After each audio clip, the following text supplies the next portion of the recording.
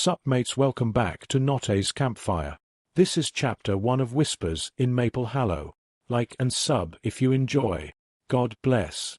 Enjoy the audio. The road to Maple Hollow narrows the farther north they go, flanked by trees that grow too close together and seem to lean just slightly over the two-lane blacktop. The Bennetts arrive first. Derek squints through the windshield, one hand draped over the wheel as Emma reads silently in the passenger seat. Her earbuds are in, but she's not really listening. He can tell by the way she keeps glancing up. Cute town, he mutters, mostly to himself, as the trees part and the road curls into the first row of storefronts. But there's no one walking the streets. No parked cars. Just sun-warmed windows and flags hanging too still in the wind. Then he sees it, off to the left, in a narrow field hemmed by birch and grass that's gone gold. A scarecrow. At least, he thinks it's a scarecrow. Tall, too tall, dressed in something that looks more like a black coat than old flannel. The head's not straw, it's just blank, like a sack. No hat. No birds nearby. Then the car crests a dip in the road. When he glances back, nothing. The field is empty. He doesn't say anything, until Emma pulls out an earbud. Did you see that thing in the field? Derek shifts in his seat. Just a scarecrow, probably. Emma doesn't answer. She doesn't put the earbud back in, either. The Rodriguezes arrive next, their SUV rolling smooth down the shaded road. Maya leans forward in the passenger seat, eyes narrowed at the pines crowding the shoulders. Carlos drums lightly on the steering wheel. Place looks like a fall postcard. You sure this isn't where those cider commercials are filmed? Maya doesn't answer at first. Her hand lingers near the window, hovering over the glass like she wants to touch it, but doesn't want to know what it would feel like. I saw them again, she says quietly. Same two boys. Just like in the dream. Carlos's smile thins. Where? She points. There. Right where the woods meet that culvert. Carlos glances over. Maya, there's nothing there. They were standing still. Same shirts.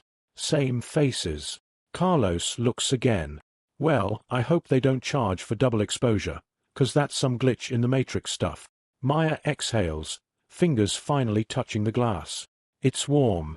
The Parkers are the last to roll into town, their SUV jostling over a gravel stretch that wasn't marked on the GPS. Elena leans over the console, frowning at her phone. It rerouted us again, she says. This is the third time. James glances over. We're still on the right track. Maybe the tower's behind the ridge. In the back seat, Sophie presses her nose to the glass. They bowed, she whispers. Liam, next to her, doesn't look up from his switch. Who bowed? The trees. When we passed them. Elena glances in the rearview mirror. That's poetic, sweetie.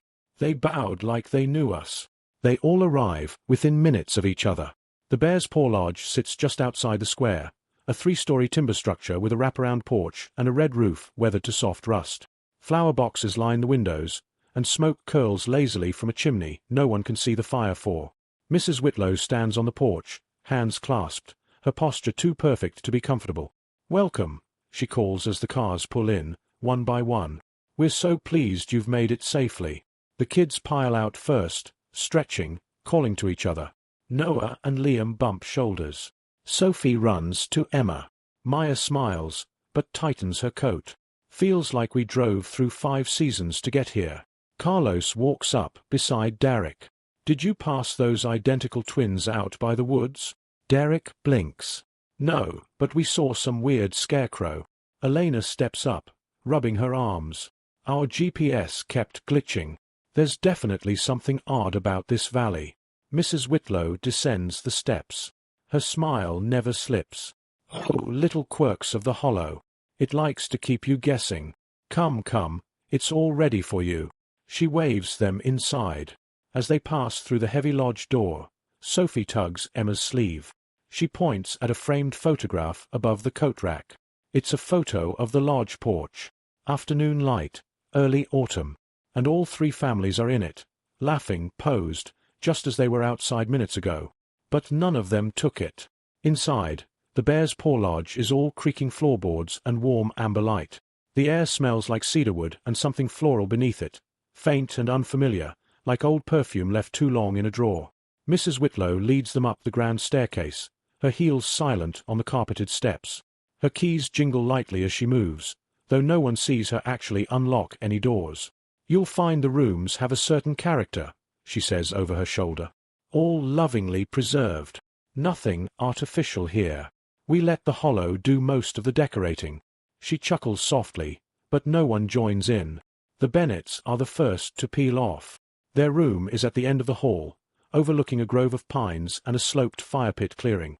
Inside, the space is rustic but cozy, knotty wood panels, a small desk, a pair of twin beds, and one large queen under a handmade quilt.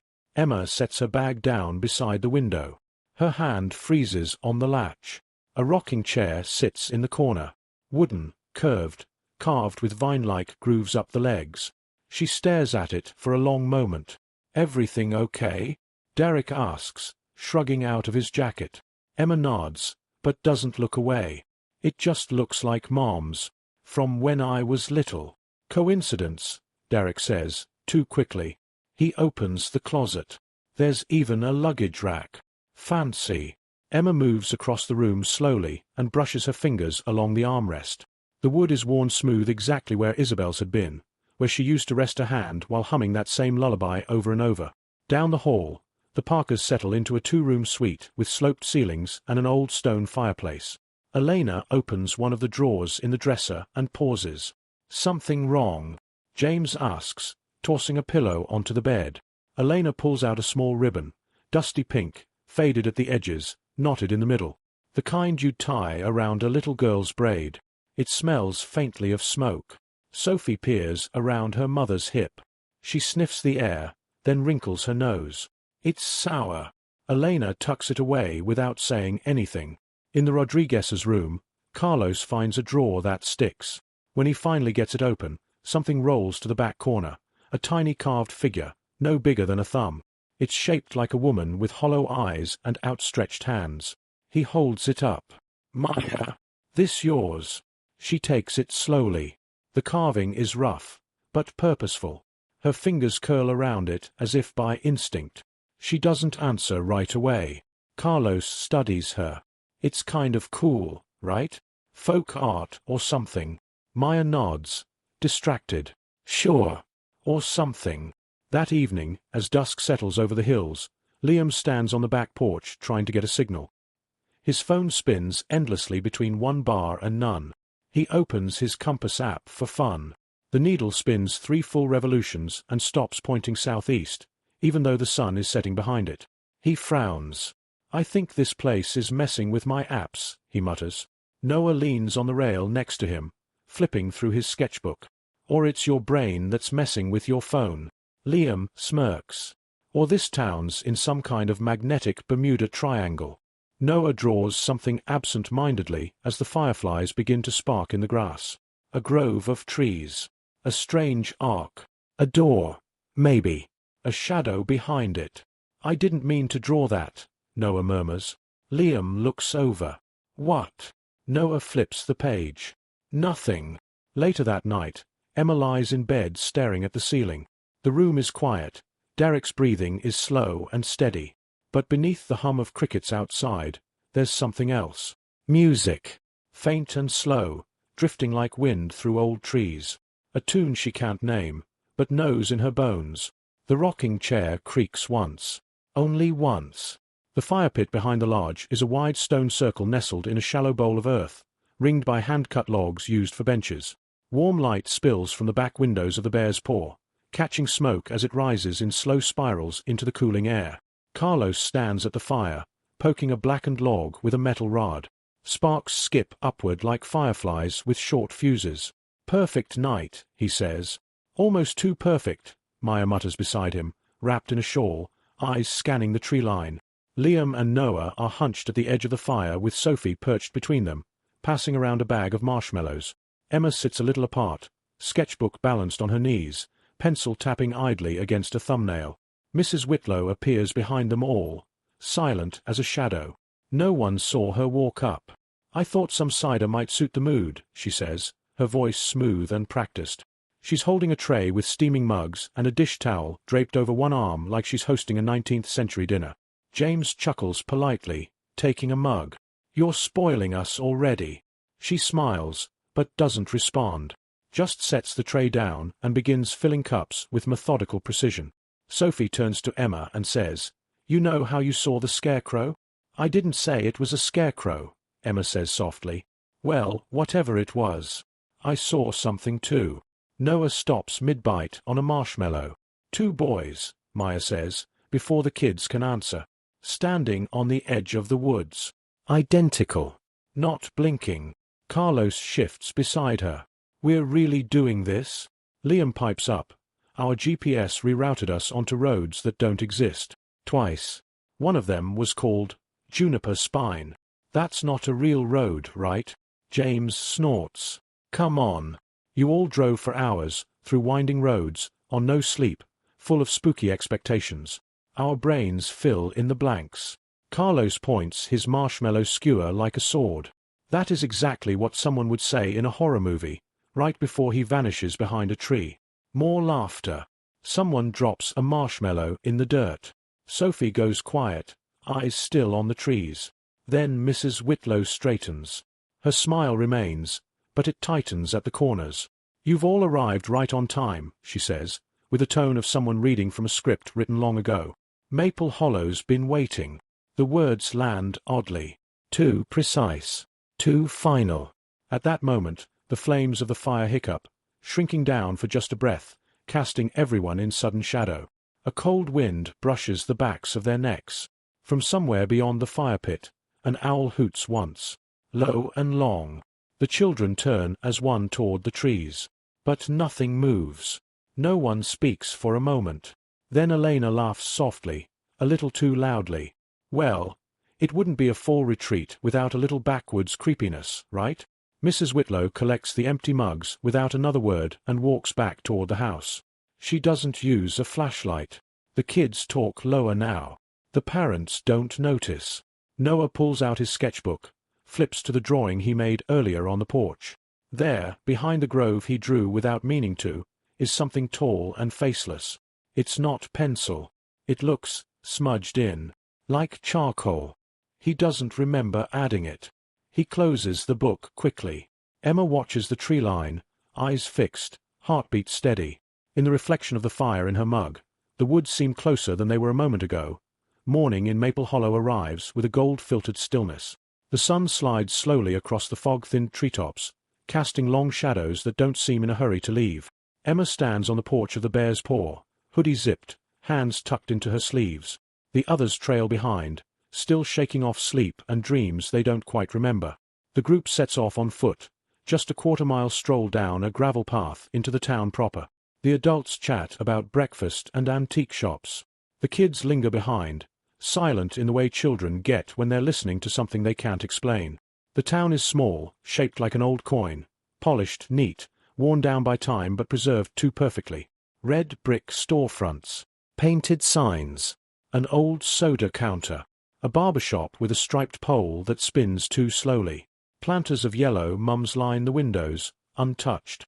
There are no birds, no dogs, no background noise, just a kind of suspended quiet, as though the town were holding its breath for their arrival. "Are we early?" Carlos asks, glancing around. Maya shakes her head. "I don't think so. It's just empty." Then a door opens across the square. And just like that, people begin to appear. Not many. A handful. All well-dressed in vaguely old-fashioned clothes. Earth tones. Handmade scarves. Clean shoes, despite the muddy road. They smile. They nod. But no one speaks. Not at first. A woman steps forward, tall, pale, with straw-colored hair pulled back into a ribbon. She hands Sophie a pine cone. Sophie blinks up at her. "Thank you. It's for balance," the woman says. "For what's coming." Before anyone can ask what that means, she walks away. James watches her go. "Well, that's definitely the strangest thing I've seen today." Noah looks down at the pine cone in Sophie's hand. It's carved with tiny notches. A spiral. A symbol he doesn't recognize, but his stomach twists just looking at it. The far end of the square, a single bell chimes. 1, long tone. It comes from no visible steeple. Reverend Gideon Holt appears with the sound. He walks slowly, cane tapping the stones with a rhythm that feels intentional. His coat is dark, his white collar pressed. His hair is the silver of a coin caught in moonlight. His eyes are kind, but too still. He greets them all by name, first and last. Carlos and Maya Rodriguez, he says, bowing slightly. James and Elena Parker. Derek Bennett and sweet Emma. It's an honor. Emma goes cold. She's never seen this man before in her life. How do you? Elena starts. It's my business to know all who pass through the hollow, Reverend Holt says. We are a place of memory and welcome, and timing, of course. He gestures to a cloth-covered basket one of the townsfolk carries forward. Inside are small loaves of bread wrapped in wax paper. For your nourishment, Holt says. Our blessing bread. We hope you'll stay through the full week. There's a seasonal ceremony on Friday. You're very fortunate. It only happens once every few years. Maya accepts a loaf. It's still warm. Smells faintly of anise and something smoky. The group murmurs thanks, but no one bites into the bread. Miss Tansy Bloom appears next, her dress a flurry of greens and browns, more rags than fabric, her grin wide and uneven. Oh, look at the little lambs, she coos, handing out dried sprigs of lavender and string. Don't tie them too tight. We mustn't bind things we don't understand. Emma steps back slightly as Miss Tansy leans toward her. You look just like your mother, she says. But you already know that, don't you? Derek puts a hand on Emma's shoulder before she can answer. Appreciate the hospitality, he says. We should be heading back. Miss Tansy nods, all teeth and glittering eyes. Of course. But do come back, little Bennett. I have something of hers. I've kept it warm. Emma doesn't ask what it is. As they leave the square, a chill wind cuts between the buildings. Sophie turns to look back. The townsfolk are still watching, smiling. Not one of them has moved. Night falls like velvet soaked in cold. There are no porch lights at the Bear's Paw Lodge, just 2 lanterns on either end of the deck, flickering behind yellowed glass. Their glow is too weak to reach the trees. The forest stands just beyond the edge of the gravel, tall and still, watching. Upstairs, most of the adults settle in early. The town visit was more exhausting than anyone will admit. A few conversations murmur through the walls, low and tired, full of attempts at normal. Sophie is the first to notice the humming. It starts just after 10, when the rest of the kids are in pajamas and Noah's curled up reading in the hallway. She hears it through her bedroom window, a high, slow tune, drifting in from the dark, familiar in a way that's impossible to name. She climbs down from her bed, pads softly across the floor in her socks, and unlatches the window. The trees are very quiet. Then, behind her, Emma appears in the doorway. You heard it too. Sophie nods once. Neither says what they think it might be. They sneak out through the side entrance. The boards of the porch creak, but the wind covers their steps, just enough. Down past the fire pit, the tree line looms, pressed close like breath held too long. The humming continues. A little louder now. A little closer. I think it's someone singing, Sophie whispers. Emma doesn't answer. She's staring through the trees. There's a figure in the grove. Not moving. Not walking. Just there. It's far enough to blur in the dark, but close enough that they know it's human-shaped. Long arms. Pale face. Not facing them, but not quite turned away either. And behind it, the trees don't sway like trees. They pulse, like something large is breathing through them. The humming stops. The figure tilts its head slightly. Emma steps back first. Sophie follows. Neither speaks. They don't run. They just return, careful and quiet, their faces pale in the moonlight. By the time they reach the porch again, the grove is empty. The wind has stopped. Later that night, Derek hears the thump. Just a single sound. Heavy, dull, from above. He grabs a flashlight and makes his way up the narrow stairs to the attic, muttering under his breath about old beams and wildlife. The attic door groans open, slow and reluctant, like it's trying not to wake someone. The attic is low-ceilinged, lined with insulation and dust.